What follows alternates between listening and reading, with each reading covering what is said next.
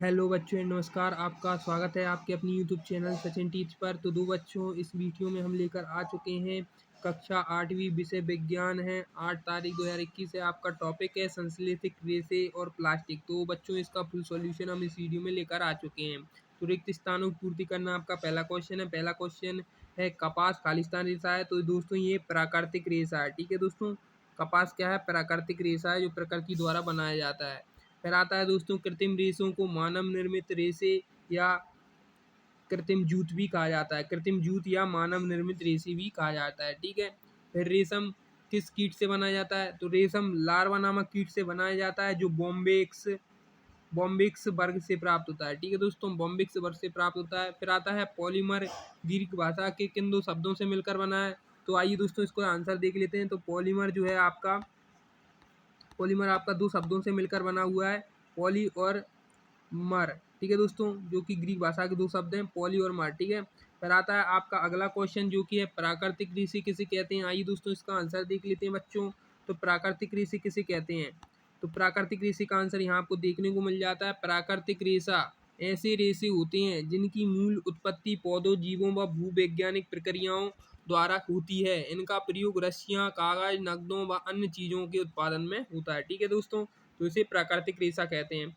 फिर आता है बच्चों आपका अगला क्वेश्चन, कृत्रिम रेशे किसे कहते हैं?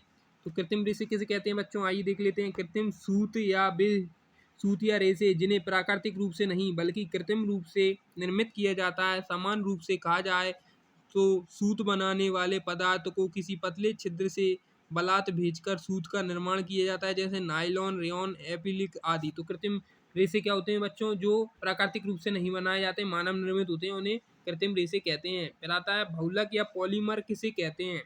तो आइए बच्चों देख लेते हैं इसका आंसर। बहुलक या पॉलीमर किसे कहते हैं? तो यहाँ आपको आंसर देखने को मिलाया जाएगा। कार्बनिक रसायन में प्रारंभ से ही उस विधि का जिसमें यौगिक पदार्थों के दो या अधिक अणु मिलकर एक दूसरा ऐसा अणु या बहुलक बनाए जिसका प्रतिशत संगठन वही हो जो मूल पदार्थ एकलक का था तथा उसका अणु भार एकलक के अणु भार का बहुगुण हो, बहुलीकरण कहते हैं। तो अणु या बहुलक किसे कहते हैं? यू किसी यौगिक के पदार्थ के दो या दो से अधिक अणुओं से मिलकर एक दूसरा अणु बनाया जाता है, उसे बहुलक या पॉलीमर या अणु कहते हैं। ठीक है बच्चों। फिर आता है आपका बच्चों अगला क्वेश्चन, पेट का पूरा नाम बताइए। तो पीईटी का पूरा नाम बताना है। तो दोस्तों इसका नाम हो जाएगा, आपको लिखना है, हिंदी में लिखना है पीईटी का पूरा नाम। तो आप लिख सकते हैं शारीरिक धीरज परीक्षण। ठीक है, शारीरिक धीरज परीक्षण। ठीक है, और इंग्लिश में अगर लिखना चाहते हैं तो इंग्लिश में आप लिख सकते हैं पीटी का फुल फॉर्म हुआ फिजिकल एड्योरेंस टेस्ट। ठीक है, फिजिकल एड्योरेंस टेस्ट इंग्लिश में लिखना चाहें तो बच्चों। ठीक है।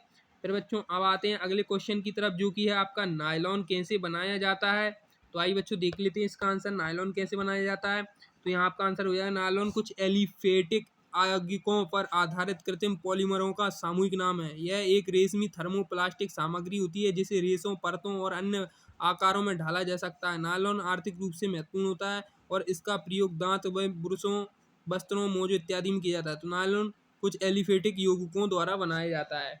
कृत्रिम पॉलीमरों के सामूहिक संगठन द्वारा बनाया जाता है। तो बच्चों ये था आपका कक्षा 8वीं विषय विज्ञान का फुल सॉल्यूशन हमने बता दिया है। अगर बच्चों आपको वीडियो पसंद आई तो वीडियो को शेयर जरूर करें, इस वीडियो को लाइक जरूर करें, और अगर आपको किसी प्रकार सॉल्यूशन चाहिए इस चैनल को जरूर सब्सक्राइब करें।